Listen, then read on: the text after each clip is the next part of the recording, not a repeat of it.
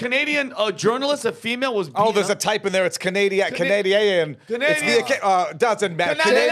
Canadian fascism. Well, we wanted to make sure that our audience could catch illiteracy, and we caught it. Right. You're going to be Americans anyway soon, so get used to it.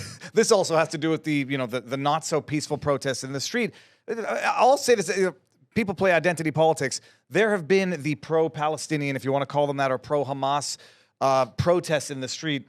And full stop, I support everyone's right to peaceful assembly and to protest in the streets. People say, Viva, you criticize the pro-Palestinian protests in the streets, although I don't really do it all that much. I actually do more defending of their right to do so than criticism. But you supported the protest in Ottawa. It's like, yeah, one was purely peaceful.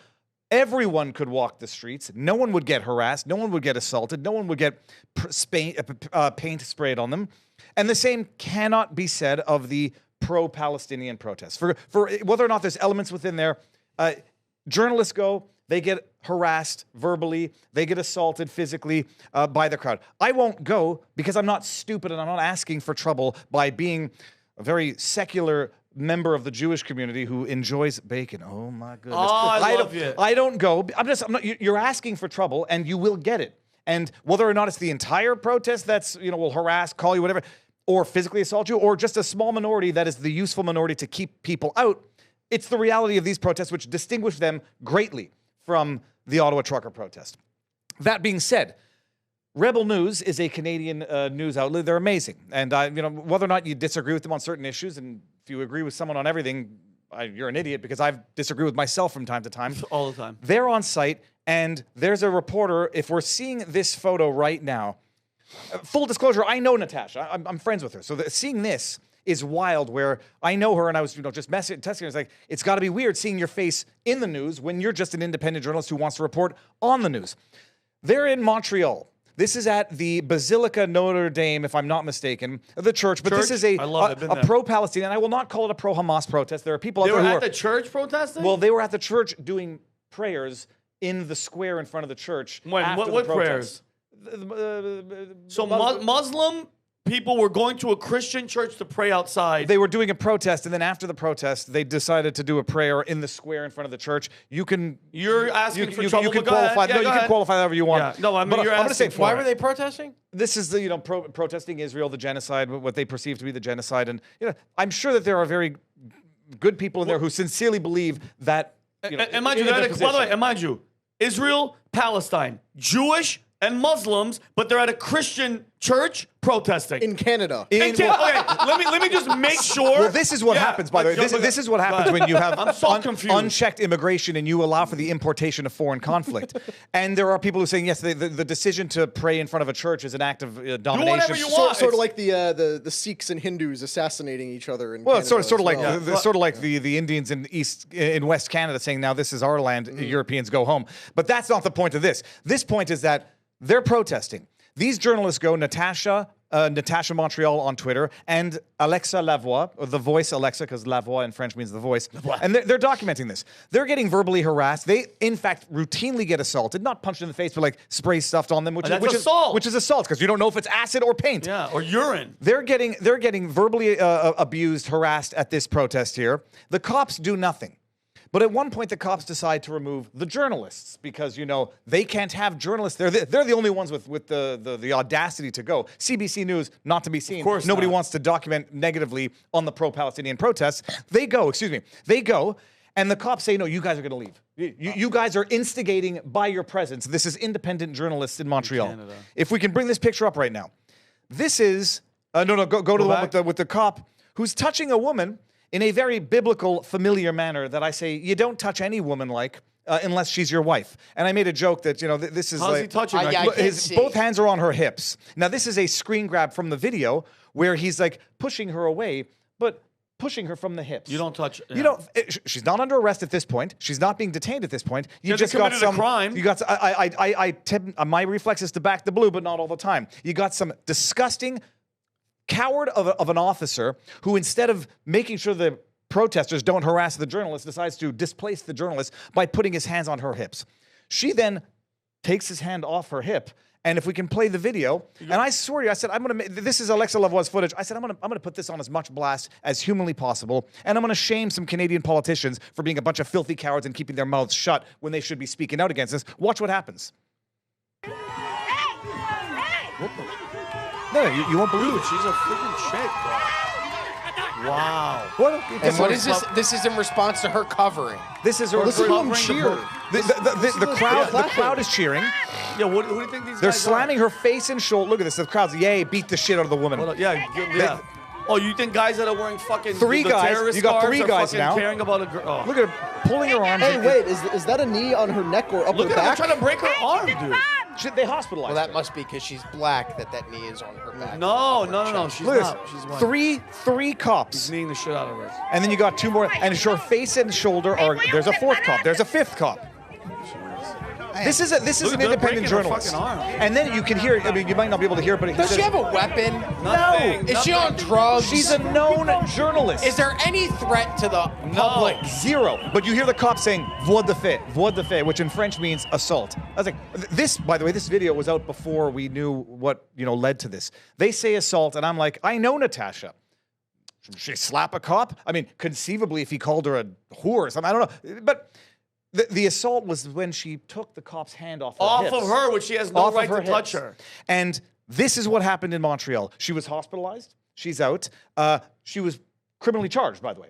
She is facing criminal charges now as a result of this. She's suing, I hope. Well, we're going to. The Rebel News has it's called SaveNatasha.com, which they're going to crowdfund. And for the defense for the criminal charges, she should sue the motherfuckers. The thing is, it's Canada, it's Quebec, which is even worse than the rest of Canada in terms of what you'll get. Yeah. You'll get nothing. Valérie Plante, the mayor of Montreal, said nothing.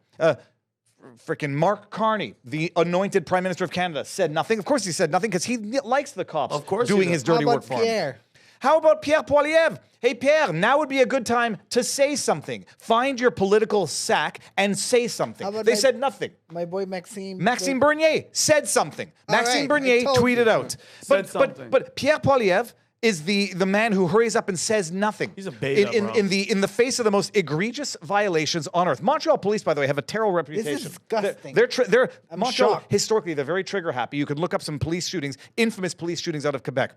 They beat the shit out of a woman, 5 muscular guys, claiming assault, hospitalized her, brutalized her, and then charged her with crimes. Canadian politicians, except for Maxime Bernier, say nothing. Canadian media, CBC, you bunch of propagandist cowards, say nothing. Why? Because they're funded by the government that's running for re-election, that promises to double their budget, and if they come out and say anything that might piss the government off, well, then their future funding might be at risk. Unbelievable. It's unbelievable. What was the next? There was another clip here. I want to segue into this. Oh yeah, but this is Ottawa. So, but that was Montreal. This is Ottawa. Now, it's from Daisy Media, who's a good follow. There's some audio laid over. I can't attest to whether or not the audio is contemporaneous with the event, but this is a protest in downtown Ottawa.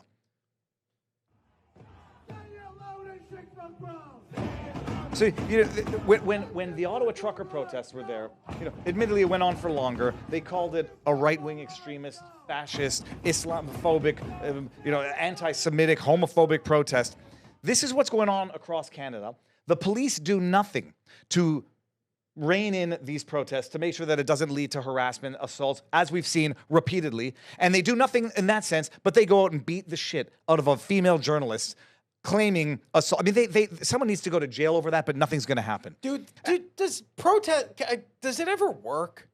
Like the Ottawa trucker protest worked. But like arguably. when you look at what's going on, like if you're a poor Jewish college kid and you're going to Harvard and you're just trying to walk to class and a bunch of kids start coming up to you and screaming in your face from the river to the sea, do you think it's going to change that person's mind in any aspect? No, it's like the BLM protest, going up and making a white family take the fist in the knee when they're just trying to have dinner. You piss people off. The problem is you piss them off, but you also scare them into submission. So I mean, it does work to some extent. So it's intimidation. There's no question it's intimidation. That's exactly what they do. And so it is effective in intimidating other people to stay quiet. And then when you have the police standing actually solving the problem, it's not. Like, we're not any closer to solving the problem in Gaza because of the protests going on at college campuses across the United States. No, other than being able to intimidate the poor college kids, the Jewish Like students that are trying since to go to class. 2020, does anybody feel less racist than you were at the end of 2019? Well, like, does anyone, I anyone wasn't feel racist, more but- racial? You know what I mean? More racial harmony. No, Like, since Obama, it's been downhill. You feel Since better Trudeau. feelings towards different groups of people? No, of course not. Everybody feels like people of other groups are out to get them now. Anytime there's these interactions that you see, it's now based on the assumption that this person thinks something completely opposite of me, probably does not have my best interest in mind. This is not going to go well, even if that's everything's that's why far from being true. Well, that's the common. Everybody knows the playbook is divide and conquer, and race is the number one. Every single thing that happens, not only do they say who did he vote for, it's because I'm this, or it's because I'm that. I'm Middle Eastern. Oh no, I'm white. No, I'm Jewish. No, nobody gives a shit. But bro, the Open Society Foundations, the George Soroses that are pumping all this money, bro. Nothing like that's not organic, bro. The majority of these people that get a camera stuck in their face and they're holding a sign. I have the video. I'm not gonna show it. Some like Asian, he's just smiling. And they're like, "What are you here for? What's the sign?" I don't even know. I'm getting paid to be here. Well, think of the $400,000 that were just deposited into the Give Send Go of Carmelo Anthony.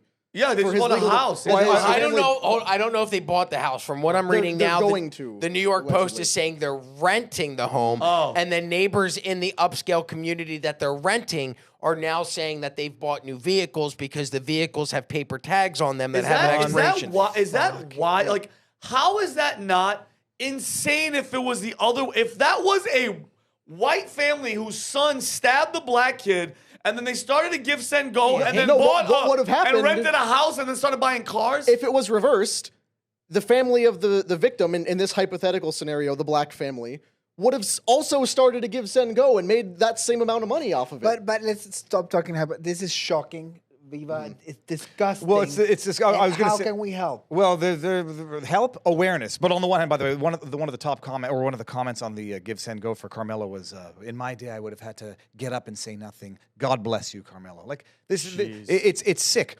The problem is, just back to Rob's point, and at the risk of getting controversial, has it solved anything? No, because nobody's looking. Well, I say all the players in this are actually not looking for a solution. There's a reason why the Palestinians have had their problem last for as long as they've had it last for. Nobody wants to solve the problem because they want to use the Palestinian problem as the excuse to continue a conflict with Israel. And I'm not saying this in any sort of anti-Semitic issue. There's a reason why nobody has taken in the Palestinians, and it's because there is an element in there that even the Arab nations acknowledge as problematic. It's why Egypt doesn't want them. It's why Lebanon doesn't want them. And it's why they've been used as political tools. The problem could be solved yesterday in terms of the neighboring Arab nations taking in the population that has been sent into diaspora or living in the occupied territories, but nobody wants a solution because the problem is the solution. And that's why I brought up Carmelo Anthony, by the way, because that $400,000 in the Give, Send, Go, I'd be very interested to see who contributed to that, because I'm sure, just like with every other Act Blue thing, they'd love to say it's small money donors. It's anonymous. I looked. A lot of them are anonymous. It's anonymous, but how many huge donations came from those groups that love to see division, that love to see people split up over it? I can only imagine. I know there is no bigger thing that will drive people apart than seeing a guy who stabbed a kid in the heart profit walk off free. it. But the family's going to make money. It's wild. The kid, as far as I'm concerned, as of right now, the kid deserves to go to jail. Maybe there'll be evidence that will contradict my assessment now, having read the police report. But bottom line, it really looks like the family's going to do well. Off end this of the murder. day, you brought a knife onto school grounds. You could that should have just been a one-on-one fight. Period. If he got up and said, "Yo, get out of our tent," you fight him. You bring a knife because you're like, "Yo, I'm gonna use this knife." Anyway. But so by the way, go ahead. the punchline of this story is that this is what's going on in Canada, and it's not a one-off. Alexandra Lavoie, the reporter who shot that footage, was shot herself by RCMP, not with a gun, but with a tear gun canister in the leg. Serious hematoma. Terrible. She was, I want to say she was also assaulted. She was assaulted repeatedly, but many times. This is what's going on in Canada, where the police are literally working on behalf of the mob, on behalf of the brown shirts, I think is the word that most people would use, and suppressing free speech, crushing independent journalism. Mainstream media says nothing about it. State-funded media says nothing about it. But this is the shit that CBC News puts out today, literally. The association, this is a bunch of teachers that represent academic staff, in Canadian universities warning its members against non-essential travel to the United States. So while up in Canada, you are literally having bank accounts frozen yet again. A member of the PPC, the People's Party of Canada, had just had her bank account frozen. The police are beating the ever-loving piss out of independent journalists. People are getting harassed on the streets. Vandalism, I won't call it anti-Semitic crime. Crime. I don't care what motivates it. Crime rampant on the streets, probably as a result of open borders immigration policies that have imported foreign conflict into Canada. You got the state-funded media pretending that the problem and the risk lies in the States and using terms like non-essential travel. When have we heard the terms non-essential recently? COVID. This is the same tactic to create a boogeyman, to create fear, to create panic, so that Canadians say, well, sure, we have journalists getting their asses pummeled by 5 cops in Montreal, but the real problem and the real threat is America. I should only go there for essential travel. You're a bunch of idiots. Pierre Poilievre, I'm so flipping disappointed that he doesn't do podcasts except pussy, softball podcasts. He's a freaking coward. He said nothing when Tamara Leach and Chris Barber were convicted for mischief. Yep. And he says nothing when a woman is beaten by 5 police hospitalized for being an independent journalist. He sits there like a freaking coward, thinks I'm gonna get some of the centrist votes by not saying anything when I'm just gonna lose any base that I might have had supporting me, trying to court the vote of people who hate you, trying to placate a media that hates you. They will never love you, Pierre. They will never love you, and the only thing that people who did love you are going to hate you for being a freaking coward. So, and that's why he's congrats. Yep, and that's why he's. I'm a day one hater. You know, I've been critical of him for 4 years, but like critical as in do better, man. Like don't throw Christine Anderson under the bus and call her hateful and vindictive and racist and xenophobic. Don't be an idiot. Yeah. But 4 years he's done nothing except get more left than the left, and Canada as a result will suffer.